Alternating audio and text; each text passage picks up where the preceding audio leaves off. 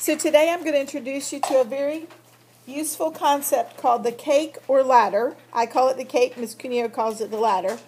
So it's a super helpful tool that you can use to find greatest common factor, least common multiple, reducing fractions, and finding equivalent fractions.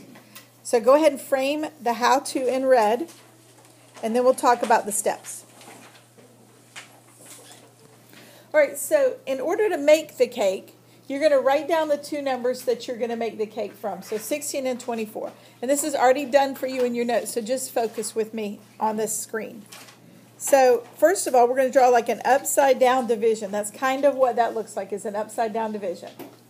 And then we just need to pick any number that divides evenly into 24 and 16. Any number that divides evenly into both of them. Now, when I do this as a practice for you, I'm going to start with the smallest number because that's easy to see. But you could pick any number. If you see a bigger number than the one I use, you can use that, and you will still come out with the right answer as long as you do it correctly. So, what's the smallest number that divides evenly into 16 and 24? You can say it. 2. So 2 divides evenly into both of them. It has to divide evenly into both, right? So how many times does 2 divide into 16? 8 times, right? So all we're going to do is divide 2 into 16, and we're going to put our 8 right there. And then we're going to divide 2 into 24. How many times does 2 go into 24? 12. So we're going to write it right there. All we did now, you see, is divide this number into each of these and write how many times it went. Okay? Now, we look again and we say, do these two, 8 and 12, have any more common factors? Is there any number that will divide into both 8 and 12 evenly? Yes. Give me a number. The smallest number. 2, right? So see how I draw it, and I scoot it over just a little to make it a little easier to see. So this one is a 2. How many times does 2 go into 8? 4. And how about 12? 6. Are there any numbers that divide evenly into 4 and 6? Yes. What is it? 2. 2 again. So I'm going to put a 2 right there. 2 goes into 4 how many times? 2. 2 goes into 6 how many times? 3. Okay, now, are there any numbers besides 1 that divide evenly into 2 and 3? No, they have no common factors except for the number 1. So we're going to divide 1 into it. And 1 goes into 2 2 times, 1 goes into 3 3 times. Okay, it's that simple. Now, just so you know, this is just a tool. We just made the cake, but if we were really making it, we'd be making it for a reason.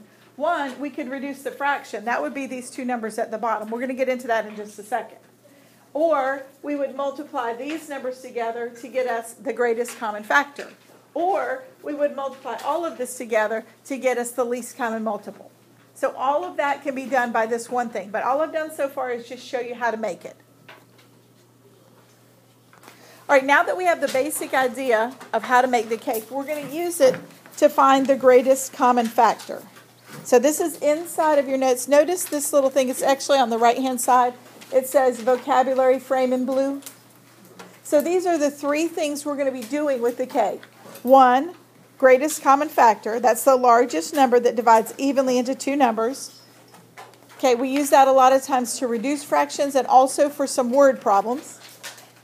Reducing, putting a fraction into simplest form so that the only common factor is 1. And then equivalent fractions, sometimes we need to use that to come up with a common denominator. Okay, so go ahead and frame this in blue and then we'll talk. All right, so this example is already done for you in your notes. It's on the little top part. So I just want you to watch, and then you're going to do one with me in just a second. So it says, what is the greatest common factor of 9 and 15? And also, how do you reduce 9 over 15? We're going to do both of those at the same time. Because a lot of times, the reason you're finding the greatest common factor is so you can reduce a fraction. So let's talk about the steps that we just did. Who can remember one of the steps that I just taught you about making the cake? Sierra? First thing you should do is find the least common factor. So find the smallest number that divides into both numbers. What is the smallest number, besides 1, of course, that divides into 9 and 15? 3, right? So 3. 3 goes into 9 how many times? 3. And 15? 5. Okay. How about what is the smallest number that, or is there another number besides 1 that divides into 3 and 5? No. So we have 1. 1 goes into 3 3 times. 1 goes into 5 5 times. Okay? Now, the greatest common factor. Anybody remember how I told you to find the greatest common factor?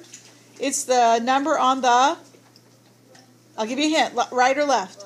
Left. So it's 3 times 1. So I'm going to write that here. 3 times 1. What is 3 times 1? 3. It's 3. Good. Okay. And then the reduced fraction. This is the best part to me, because I always had a lot of trouble remembering how to reduce fractions. And because we've done this and we know there are no more common factors, our reduced fraction is this. 3 over 5. We don't have to do anything else. We've already divided it. The reason we don't have to do any more steps is because when we did this piece right here, we were just dividing 9 and 15 by their greatest common factor. And that's how we got 3 over 5. So these are the notes for greatest common factor and reducing fractions. Go ahead and frame those two in red. All right, so let's do this example together. It's in the middle of your page. You should see it. So it's in the middle of your page. Now, remember I said that you don't have to use the smallest number that divides evenly into a number. But I'm going to for the purpose of doing it the same way each time. So in other words, if you could look at this and see that 6 went into them, you could use 6. But for our purposes today, I'm going to start with the smallest number. So what is the smallest number that goes into 24 and 36? 2. So let's divide it.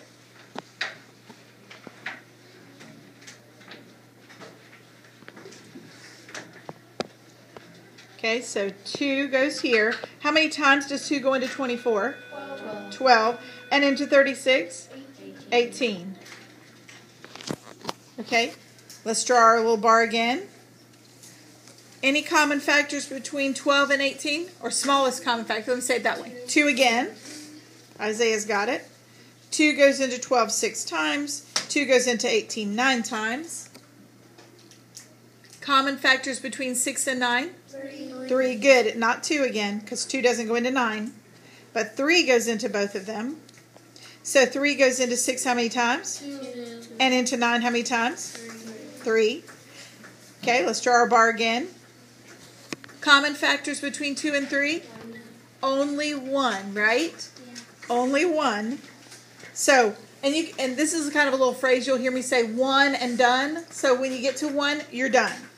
So we'll just write our 2 and our 3. Now, which numbers are we going to multiply together to get our greatest common factor? Good. So it's going to be this. Circle what's on the left, just like that. Circle it so you'll remember that's what you're multiplying together to get the greatest common factor. It's always what's on the left. So, and I'm just going to rewrite it. I don't know if you have room to or not, but I'm going to rewrite it. So 2 times 2 times 3 times 1.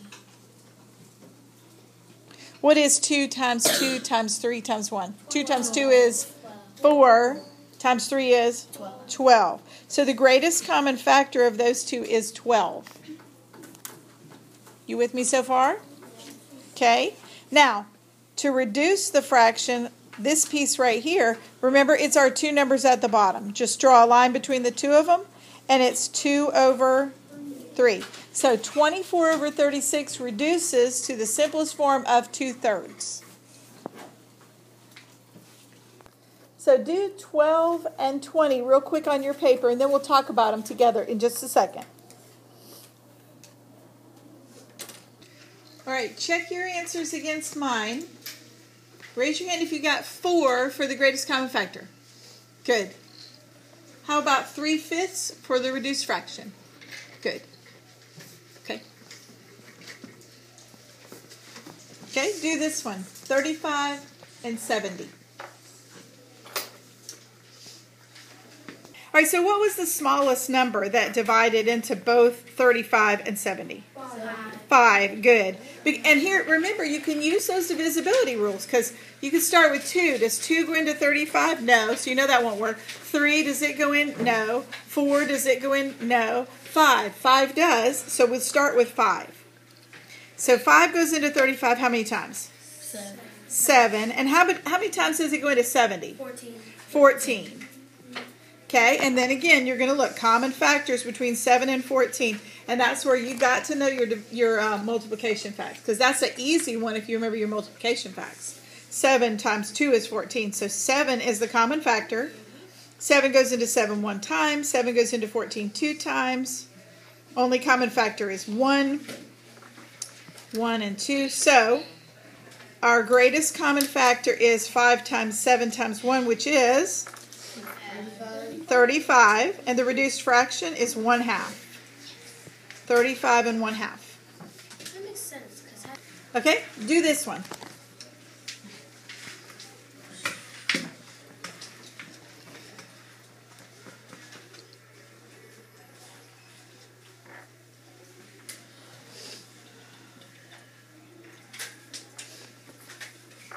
Anybody discovered a little problem? What is the problem? There's nothing else that divides into them, right? And kind of prime number because 11 is, but 6 isn't. But there's nothing that divides into both of them except for 1. So our greatest common factor is still just going to be 1. Our greatest common factor. In other words, 6 over 11, it won't reduce. It's just 6 over 11. Okay? So that's what it's going to look like when you get one that won't reduce. 1 is the greatest common factor, and 6 and 11 is the reduced fraction. Now, I want you to, we're going to glue this down in a second, but I want you to go to the back of page 3, and I want you to write 2 more problems. I actually have 2 more problems that are not on your little doodle notes there. So if you'll turn to the back of page 3, and I just want you to reduce these 2 fractions using the cake. Just write it out on the back of page 3. So make the cake for these and reduce them. Okay, you guys are doing great on this. So I'm going to real quickly work these 2 out. So it doesn't ask you to give the greatest common factor, although I noticed on your papers a lot of you were, which is fine. It just asks you really to reduce it. So we have 12 and 15. Smallest number that divides evenly into both of them is, besides 1, 3. 3 goes into 12 4 times. 3 goes into 15 5 times. Any common factors for 4 and 5 besides 1? No. So we know that we're finished. And our reduced fraction is simply what's at the bottom. So 12 over 15 reduces to 4/5. Okay? 14 and 21. I threw this one in to see if you would remember your 7s, right? Because 7 is the factor that goes into both of them. 7 goes into 14 2 times and into 21 3 times. 1 is the factor we have left now. So your reduced fraction is 2/3. So 4/5 and 2/3. If you got both of those right, pat yourself on the back. You did a great job.